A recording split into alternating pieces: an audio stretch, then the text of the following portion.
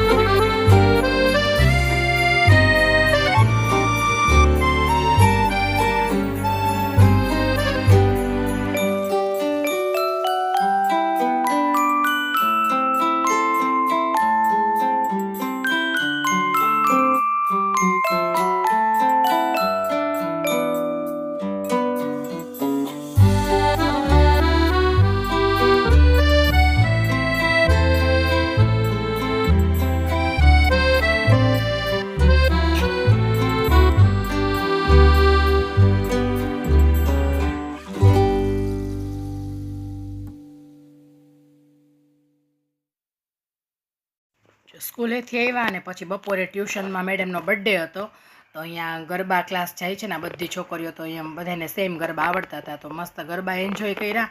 અને મેડમે પાણીપુરીનો સ્ટોલ લગાવી દીધો હતો, તો બધાએ અનલિમિટેડ પાણીપુરી ખાધી ને કેક કટિંગ કર્યું ને બસ આવી રીતે એન્જોય કર્યું બધા છોકરા આવ્યા છે. ને આજનો દિવસ સરસ રહ્યો. સવારમાં બહુ જ સરસ એક્ટિવિટી કરી, અને બપોર પછી આ બધું ગરબા અને બસ મોજ મસ્તીને એન્જોય કર્યું. અને હવે સાંજે જવાનું છે આપણે મસ્ત કાર્યક્રમમાં. અશોક ગુજ્જર કરીને મોટિવેશન સ્પીકર છે, એ આવવાના છે અને બહુ સરસ બધું સમજાવવાના છે. ગીતાનો સંદેશ લઈને આવે છે, કૃષ્ણનો સૂર, ગીતાનો સંદેશ, બહુ સરસ પ્રોગ્રામ છે. તો જો અહીંયા અમે આવી ગયા છીએ, અશોક ગુજ્જર સાહેબ જો સામે દેખાય છે, અને હમણાં એનો પ્રોગ્રામ સ્ટાર્ટ થશે. મારે આજના સમયનું જો આપવું હોય તો આ વ્યક્તિત્વ છે ડોક્ટર આંબેડકર સાહેબ. સાહેબ શું અન્યાયો થયા એમની સાથે, દલિત સમાજને લઈને એ સમયની જાતિ એ વાત હતી. ત્યાં સ્કૂલમાં અભ્યાસ કરતા ને તો એને અલગ અલગ બેસવાનું, નીચે પાથરવાનું પાથરવાનું, એ બેને ઘરેથી લાવવાનું, અલગ દૂર બેસવાનું, જેનો પડછાયો પણ બીજા સ્ટુડન્ટ્સ પર નહીં પડવો જોઈએ. આ રીતે વ્યક્તિ ભણ્યા.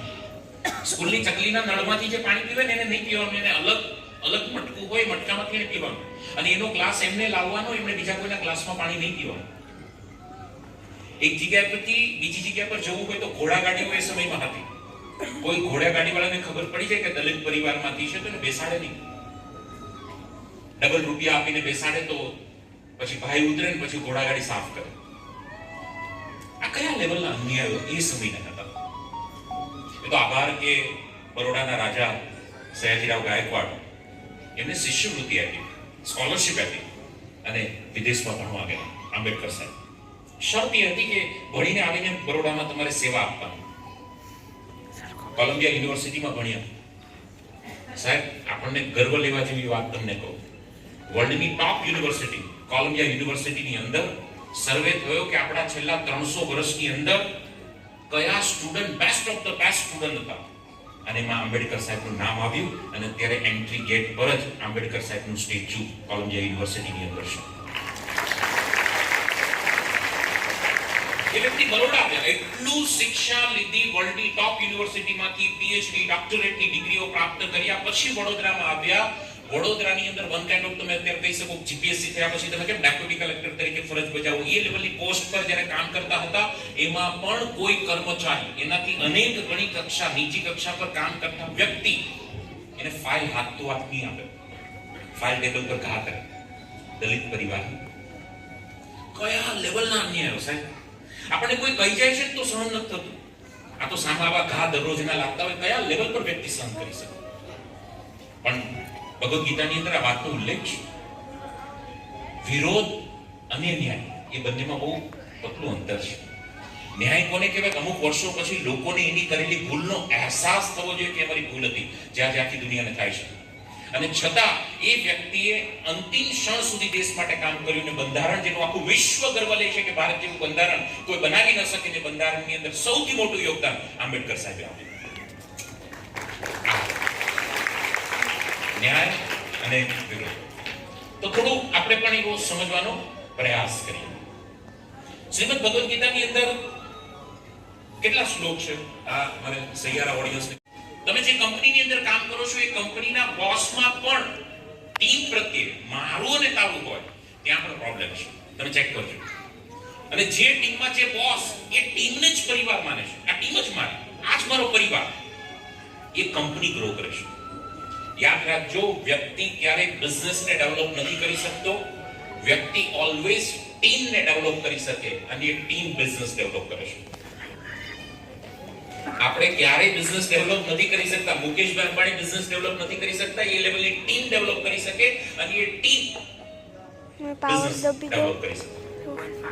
નહીતર અનિલભાઈની જેમ ડીલ થઈ ગઈ.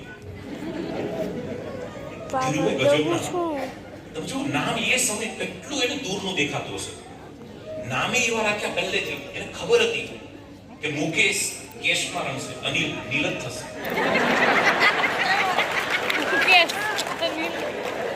અહીંયા ઘણા અનિલ બેઠા છે માલ બનાવીને, સારો એકાદ અનિલનો થોડો હાથ વધારે દુખવા લાગે. અચ્છા, નોન સ્ટોપ 24 કલાક નહીં, નોન સ્ટોપ 1 વીક સુધી અખંડ જ્યોતની જેમ અખંડ બોટલ પકડી આવી દીધી, 1 અઠવાડિયા સુધી. તો કદાચ બની શકે કે અઠવાડિયા પછી કોઈ બોટલ મારા હાથમાંથી લઈ લે, પણ તો હાથ તો મારો આમ જ હોય. સ્નાયુ જકડાઈ જાય, જામી જાય. ફિઝિયો પાસે જવું પડે, એક્સરસાઇઝ કરાવે, કસરત કરાવે તો પાછું મેળ પડે. યસ ઓર નો? પણ કેટલી પીડા થાય. અઠવાડિયું બોટલ પકડો તો કેટલી પીડા થાય. તમે મહેસૂસ કરી શકો છો ને? વાત સમજી તો શકો છો? હા કે ના? જો અઠવાડિયામાં એક નાની બોટલ મને એટલી પીડા આપતી હોય, તો એવી કેટલી નાની નાની વાતો મેં પકડી છે, એને વર્ષો થયા છે. એ કેટલી પીડા આપતી હશે. તો બોટલ અમારે છોડી દેવાની. આ સમજ સામાન્ય નારી. સાહેબ, હું તમને કહું છું કે દુનિયામાં કોઈ નારી ઉપર, માં જાનકી ઉપર જે સંકટ આવ્યું છે ને, દ્રૌપદી પર જે સંકટ આવ્યું છે, એ લેવલનું સંકટ દુનિયામાં કોઈ નારી પર નથી આવ્યું. છે જ નહીં સંકટ એથી વિશેષ. એક્ઝામ્પલ ઉદાહરણ આપવા જ આવ્યા કે આ પીક છે એ મેં ભોગવી લીધું. તમે અહીંયા સુધી પહોંચવાની તૈયારી રાખજો. નાની નાની વાત યાર, મમ્મી કાઈ નથી. એને આમ કીધું, વાત પકડી લીધી. અરે જે વ્યક્તિની વાત પકડી, એ વ્યક્તિ તો ઘણા બિચારા સ્વર્ગ પણ જતા રહ્યા, પણ છતાં હજી મગજમાંથી વાત નથી જતી. તમને જાણીને નવાઈ લાગશે. તમે અત્યારે જે દવા લઈ રહ્યા છો ને, એમાંથી 50% દવા તમારી બીમારીની નથી. આ જે વાતો પકડી છે ને, એના કારણે બીમારી શરીરમાં આવી, એની દવા લો છો.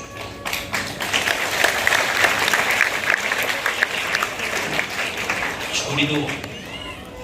તમે માની નહીં શકો હવે જે હું વાત કરું છું. દ્રૌપદીના ચિરહરણ થયું. છોડી દીધું કે ને? અરે હસ્તિનાપુર છોડી ઇન્દ્રપ્રસ્થ ગુસ્સામાં આવ્યા. પાંડવો તો હાજર જ નહીં હતા ત્યાં. એ તો હારી ગયેલા હતા. દ્રૌપદી ગુસ્સામાં આવ્યા અને દરવાજો બંધ કર્યો. પછી તો પાંડવો પણ પાછળથી આવ્યા.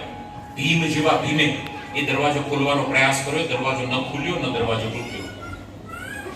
અને એ ગુસ્સાની અંદર, કેમ કે પાંડવોથી બધા જ કામમાં કૃષ્ણને પૂછાતું હતું, અહીંયા એક ભૂલ પડી ગઈ.